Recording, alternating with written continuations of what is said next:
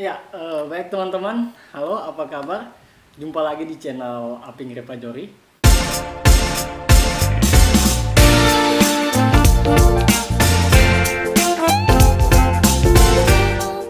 Ya, pada kesempatan kali ini, alhamdulillah saya kedatangan salah satu tokoh pemuda Sulawesi Tengah, yang mana sosok beliau ini patut menjadi inspirasi bagi kita semua, terutama pemuda yang ada di Sulawesi Tengah. Sebab perjalanan karir beliau ini begitu sangat luar biasa, yang dulunya memang startnya dari bawah, kini bisa dibilang cukup berhasil dalam baik itu dalam karirnya maupun dalam dunia usaha yang digelutinya. Ya, siapa dia? Baik, langsung saya perkenalkan, Andrianto Gultom. Siap. Selamat datang. Saya panggil apa ini? Kanda atau Bang Andri saja. Oh, Bang Andri, siap. Saya buka masker ya. Siap, siap. Iya, soalnya karena kita masih di masa PPKM ya. Iya. PPKM mikro, pandemi juga. Pada kesempatan kali ini kita sebenarnya, saya pribadi, Bang Andri, mau mengetahui perjalanan singkat Bang Andri itu, yang dulunya kan kita ini tetanggaan ya. Waktu di Sigi, ya, Sigi Gromaru. Saya kenal betul Bang Andri ini waktu dari kecilnya hingga sempat menggeluti dunia jurnalistik juga kan, dan akhirnya memilih untuk terjun di dunia usaha dan terjun di politik, dan saat ini menjabat sebagai ketua Perindo Kota Palu. Betul Bang Andri? Iya benar. Ya. Kita sudah lama tidak ketemu ya? Itu lah. Ke pertanyaan saya tadi. Sebenarnya di sini, di segmen kali ini, saya ingin istilahnya ingin Bang Andri ini membagi cerita kepada kawan-kawan kita yang menyaksikan, bahwa sebenarnya tidak ada yang tidak mungkin begitu. Bahwa kalau filosofi Arab mengatakan manjada wajada kan, barang siapa yang bersungguh-sungguh maka dia akan mendapatkan. Betul. Dan sosok itulah yang saya lihat ada pada Bang Andri. Bisa diceritakan sedikit perjuangannya hingga pernah titik terendah dalam kehidupan, kemudian sampai di titik saat ini. Sebenarnya saya bisa berada di titik ini bukan karena bukan karena kualitas saya sebenarnya. Ya kan?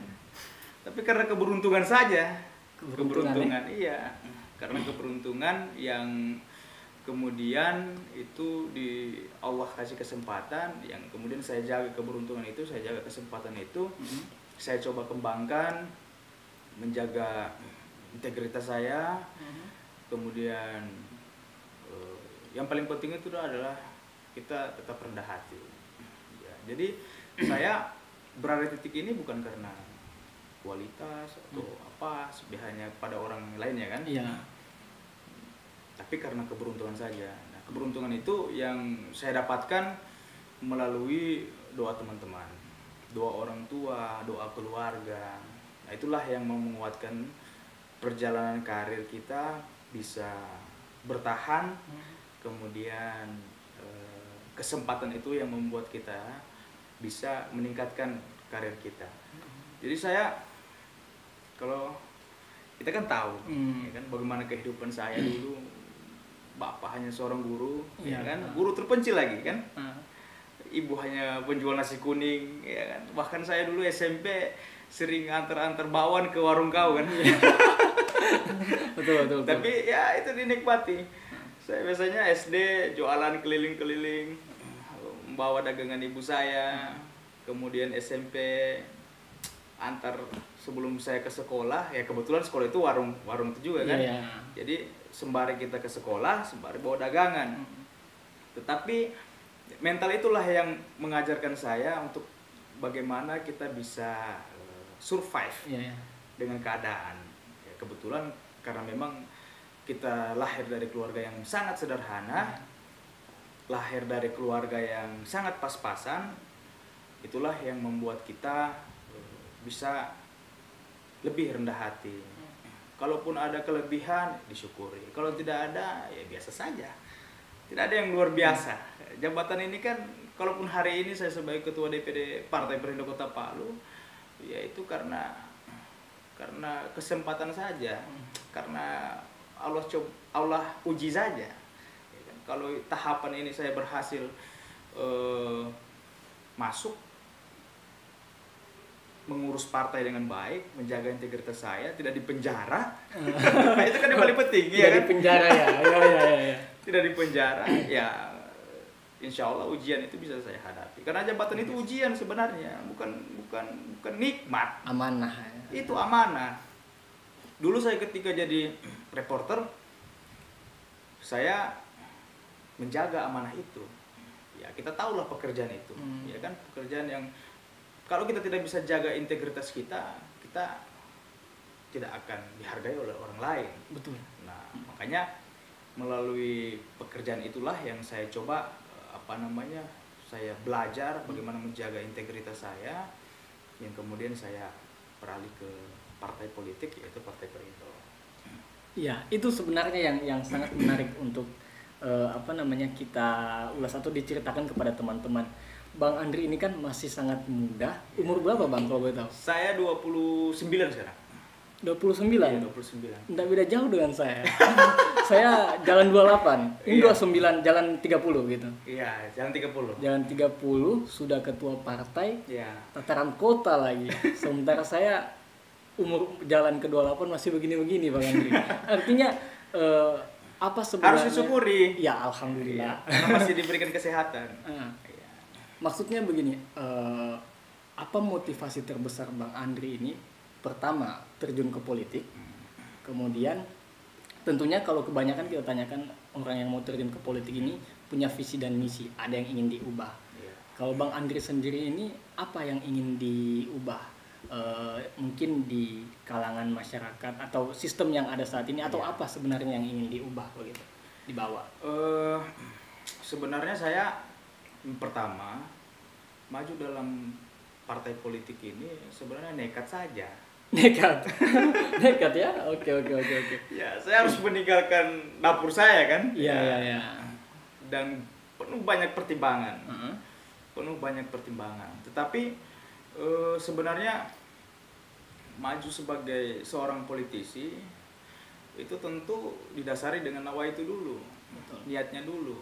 Kalau niatnya untuk manfaat orang lain, ya mungkin mulus-mulus saja. Ya. Tapi kalau niatnya untuk mendapatkan kelebihan ekonomi, ya saya pikir seorang politisi itu kalau tidak jadi pengusaha ya tidak dapat uang. Iya, betul. Uang dari mana didapat? Jangan cari makan di organisasi. Iya. Ya, betul. Jadi saya ketika jadi jurnalis, dari jurnalis kemudian beralih ke seorang politisi, itu penuh banyak tantangan, resiko yang luar biasa. Ya, satu-satunya adalah kita tidak dapat gaji bulanan lagi kan. Iya, betul. Kita tidak dapat gaji bulanan lagi dan sebagainya. Tapi dengan cita-cita yang besar, tentu resiko itu bisa kita hadapi. Saya sih sebenarnya kenapa mau? Tentu itu pertanyaannya. Kenapa mau meninggalkan dapur Anda kan? Ya. Kemudian terjun ke ruang yang Anda tidak pahami kan?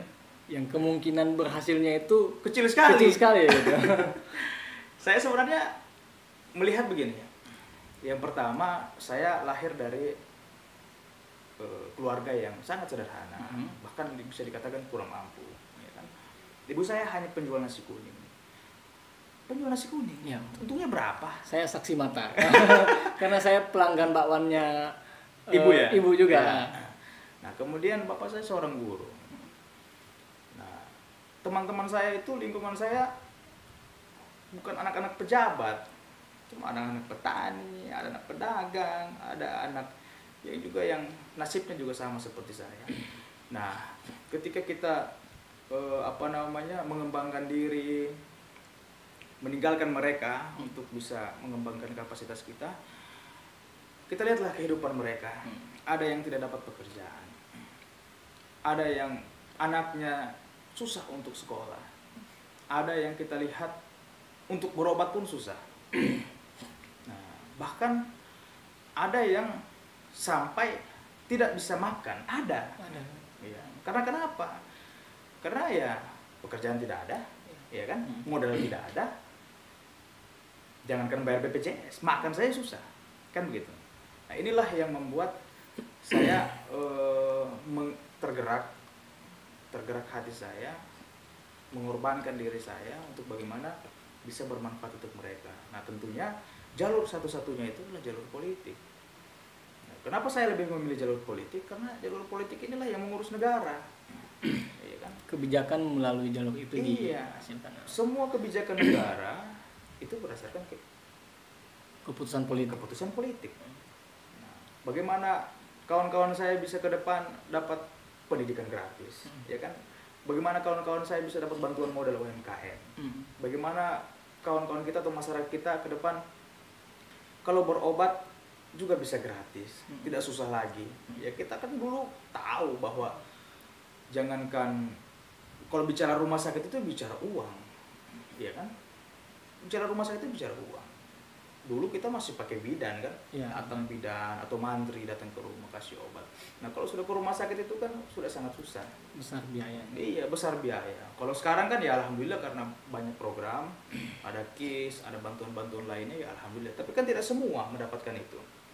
Nah inilah yang membuat saya tergerak bagaimana saya bisa bermanfaat untuk mereka, bermanfaat untuk lingkungan saya, bermanfaat untuk kawan-kawan saya, bermanfaat untuk masyarakat. Karena tidak ada jalur lain yang saya lihat untuk bisa merubah itu selain jalur politik. Tidak ada. Saya kalau jadi pengusaha, contohnya ya, uang saya banyak, ya kan? Itulah 1 miliar. Mau membantu mereka, saya bagi-bagikan uang itu. Kalau punya uang banyak. Kalau memang banyak ini kan, saya bagikan untuk merubah nasib mereka. Tapi kan akan bertambah satu orang susah. Saya. Iya kan? Dan itu tidak akan selesai seperti itu. 1 miliar itu kalau kita bagi-bagi kemudian mereka gunakan, ya bangkrut, habis, ya kembali lagi ke saya kan. Nah, saya yang modali, saya yang habis modal, kembali lagi ke saya. Sama-sama susah kembali.